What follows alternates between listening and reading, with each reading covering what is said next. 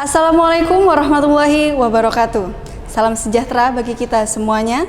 Selamat pagi dan selamat datang putra-putri Tunas Harapan Bangsa, mahasiswa-mahasiswi baru Institut Teknologi Aditama Surabaya Angkatan 2020 dalam kegiatan Prodi-Prodi Binama, Pelatihan Penulisan Proposal PKM dan Matrikulasi. Puji syukur kehadirat Allah Subhanahu wa Ta'ala yang telah memberikan rahmat, taufik serta hidayahnya sehingga kita bisa berkumpul di sini dalam keadaan sehat walafiat. Tidak lupa juga sholawat serta salam tetap tercurahkan kepada junjungan kita Nabi besar Muhammad SAW yang telah mengantarkan kita dari zaman jahiliyah menuju zaman Islamiyah seperti saat ini. Perkenalkan, saya Syedidatul Fahmiyah yang akan memoderatori serangkaian kegiatan pada sesi 1 hari ini. Langsung saja, materi yang pertama tentang profil Fakultas Teknik Sipil dan Perencanaan yang akan disampaikan oleh Bapak Dr. Muhammad Junaidi Hidayat, ST MDS. Kepada beliau dipersilahkan dan selamat menyaksikan. Selamat pagi, Assalamualaikum warahmatullahi wabarakatuh. Nama saya Dr. Muhammad Junaidi Hidayat. Saya Dekan Fakultas Teknik Sipil dan Perencanaan. Pagi hari ini saya akan mempresentasikan tentang Fakultas Teknik Sipil dan Perencanaan. Apa saja di dalam Fakultas Teknik Sipil dan Perencanaan? Bahwa Fakultas Teknik Sipil dan Perencanaan terdapat 5 jurusan dan 1 program studi, yaitu Teknik Sipil, Arsitektur, Teknik Lingkungan, Desain Produk, dan Magister Teknik Lingkungan. Tema kita kali ini adalah Merdeka Belajar, Kampus ITAT, Ciptakan Insan Unggul, Kreatif, dan Inovatif. Sedikit sejarah tentang Fakultas Teknik Sipil dan Perencanaan, bahwa Fakultas Teknik Sipil dan Perencanaan berdiri sejak tahun 1963 yang saat itu bernama Akademi Teknik Surabaya atau ATS. Kemudian pada tahun 1984 berubah menjadi Institut Teknologi Aditama Surabaya. Lalu pada saat itu jurusan Teknik Sipil adalah jurusan yang pertama didirikan di Akademi Teknik Surabaya. Pada tahun 1990 Akademi Teknik Surabaya lalu berubah menjadi Institut Teknologi Aditama Surabaya dan berdirilah jurusan-jurusan yang lain, yakni jurusan Arsitektur, Teknik Lingkungan, Desain Produk, dan Magister Teknik Lingkungan. Visi dan misi Fakultas Teknik Sipil dan Perencanaan. Visinya adalah mewujudkan fakultas yang unggul dan inovatif di bidang ilmu, pengetahuan, teknologi, seni, dan integrasi multidisiplin yang berdaya saing di tingkat nasional maupun global secara berkelanjutan serta berwawasan lingkungan. Sedangkan misi Fakultas Teknik Sipil dan Perencanaan adalah yang pertama, menyelenggarakan pendidikan dalam bidang teknik sipil dan perencanaan berstandar nasional dan internasional sehingga menghasilkan lulusan berkompetensi di bidangnya. Yang kedua, mengembangkan penelitian di bidang ilmu, pengetahuan, teknologi, dan seni, serta integrasi multidisiplin. Ketiga, menemukan dan mengembangkan inovasi serta melaksanakan pengabdian kepada masyarakat yang berkontribusi kepada pengembangan ilmu, pengetahuan, teknologi, dan seni, serta integrasi multidisiplin. Dan terakhir adalah mengembangkan kerjasama yang luas dengan lembaga di dalam dan di luar negeri. Perlu diketahui bahwa ada beberapa hal yang diemban oleh Dekan Fakultas Teknik Sipil dan Perencanaan. Yang pertama adalah penyelenggara pendidikan, penelitian, dan pengabdian masyarakat pada level fakultas. Yang kedua, membina tenaga kependidikan, mahasiswa, tenaga administrasi, dan administrasi fakultas. Dekan bertanggung jawab kepada rektor dan dekan dibantu oleh para ketua jurusan serta ketua program studi masing-masing jurusan. Berikut adalah struktur organisasi di Fakultas Teknik Sipil dan Perencanaan. Di sana ada beberapa rekan-rekan dari ketua jurusan, yaitu Teknik Sipil, Arsitektur, jurusan Teknik Lingkungan, Desain Produk, dan 1 program studi di pasca sarjana, yaitu program studi Magister Teknik Lingkungan. Ini adalah sosok pimpinan di masing-masing program studi dan jurusan. Yang pertama, jurusan Teknik Sipil dipimpin oleh Ibu Eka Susanti, Sarjana Teknik, Magister Teknik. Yang kedua, Kajur Teknik Lingkungan dipimpin oleh Bapak Ahmad Khusus Niam, SSI, MT, PhD. Kajur Arsitektur dipimpin oleh Dr. Insinyur Wiwi Widyo Wijayanti, Magister Teknik. Kajur Desain Produk dipimpin oleh Bapak Fasah Wamuda, Sarjana Teknik, Magister Teknik, dan Kaprodi Magister Teknik Lingkungan oleh Dr. Muhammad Junaidi Hidayat. Apa saja pelayanan di Fakultas Teknik Sipil dan Perencanaan? Yang pertama, pelayanan terkait dengan surat aktif kuliah dan surat keterangan lain, misalnya beasiswa, pengajuan hak cipta, dan lain-lain.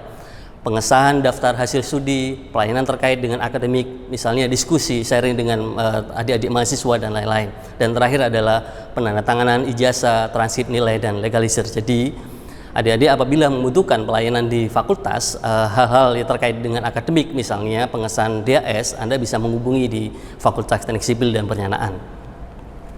Berapa sih jumlah mahasiswa Fakultas Teknik Sipil Perencanaan yang aktif saat ini?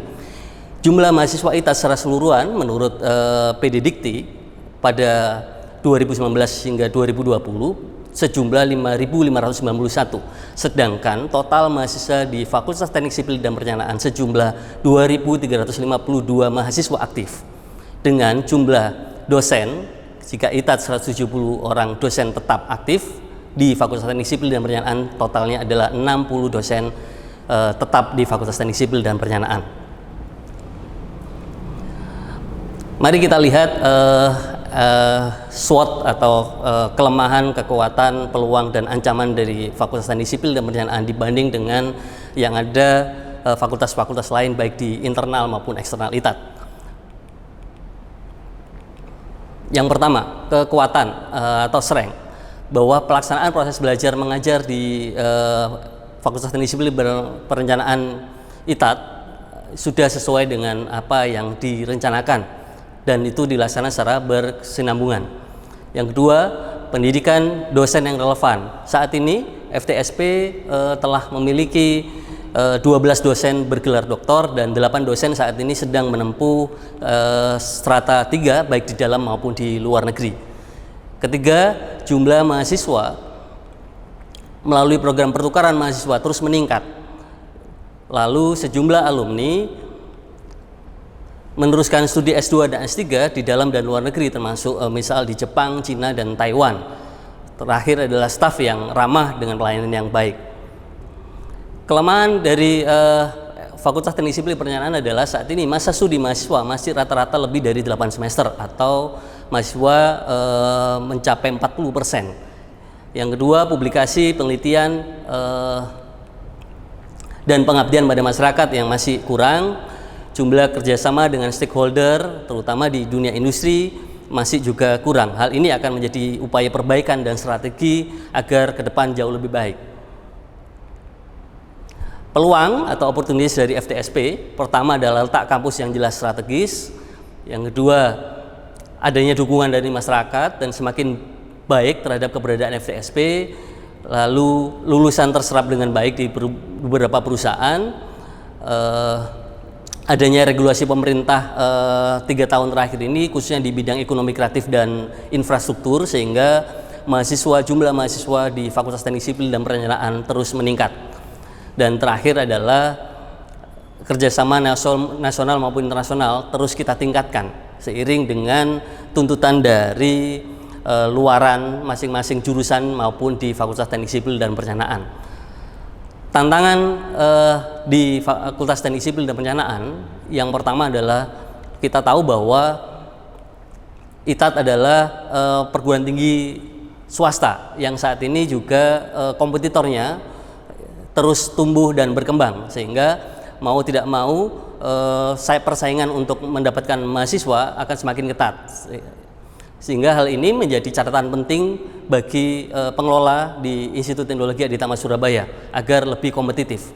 Yang kedua, perguruan tinggi negeri yang semakin membuka peluang seleksi mahasiswa sehingga memengaruhi minat masuk ke perguruan tinggi swasta. Yang ketiga, kompetitor terus berbenah dan melakukan inovasi sehingga program studi dituntut selalu spesifik dan semakin meningkatkan pelayanan. Dan terakhir adalah cepatnya perkembangan inovasi teknologi, pengetahuan menjabarkan cepat pula tuntutan terhadap perguruan tinggi, sehingga hal ini akan mengalami percepatan terhadap kualitas masing-masing perguruan tinggi, sehingga Fakultas Teknik Sipil dan Perencanaan terus meningkatkan. Salah satunya adalah upaya untuk mendorong teman-teman dosen untuk studi lanjut S3 baik di dalam maupun di luar negeri.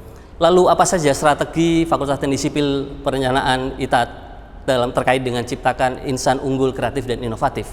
Yang pertama, peningkatan kualitas dan relevansi pendidikan sarjana dan magister. Yang kedua, pengembangan dan peningkatan tata kelola organisasi yang efisien, akuntabel, dan transparan. Ketiga, peningkatan jejaring kerjasama. Hal ini terus kita tingkatkan. Keempat, peningkatan pengelola potensi mahasiswa, alumni, tenaga kependidikan, dan tenaga pendidik. Terakhir adalah peningkatan pelayanan, fasilitas, dan pendanaan. Lalu prestasi apa saja yang sudah diraih oleh Fakultas Teknik Sipil dan Perencanaan? Tentu nanti teman-teman akan mendapat banyak hal, terutama prestasi masing-masing jurusan ketika ketua jurusan bersama timnya akan menjelaskan masing-masing jurusan. Sini adalah sekilas saja yang saya presentasikan. Misalnya teknik sipil masuk pada 10 besar lomba kuat beton di tahun 2018, juara 1 pencak silat nasional 2018. Arsitektur misalnya juara 4 nasional Morp Arts Project 2018 Memorable, 20 besar internasional arsitektur Grand Festival di tahun 2015. Sementara teman-teman teknik lingkungan pertama juara Putri Kampus 2017, lalu juara 1 Crocodile Flag Football 2017. Sementara teman-teman dari desain produk juara favorit lomba Cipta Karsa Kementerian Pekerjaan Umum, first runner up sport shoes individual International Footwear Design Competition 2016. Satu mahasiswa student exchange di Cina juga memenangkan beberapa kompetensi di sana. Terakhir, saya menyampaikan selamat datang mahasiswa baru khususnya di Fakultas Teknik Sipil dan Perencanaan. Selamat bergabung menjadi keluarga besar Fakultas Teknik Sipil dan Perencanaan Institut Teknologi Aditama Surabaya. Semoga Anda bersama kami mampu meraih prestasi bersama Fakultas Teknik Sipil dan Perencanaan Institut Teknologi Aditama Surabaya. Terima kasih, materi yang sangat luar biasa disampaikan oleh Bapak Dr. Muhammad Junaidi Hidayat, ST MDS. Materi selanjutnya, profil Magister Teknik Lingkungan yang akan disampaikan kembali oleh Bapak Dr. Muhammad Junaidi Hidayat, ST MDS. Kepada beliau, dipersilahkan dan selamat menyaksikan.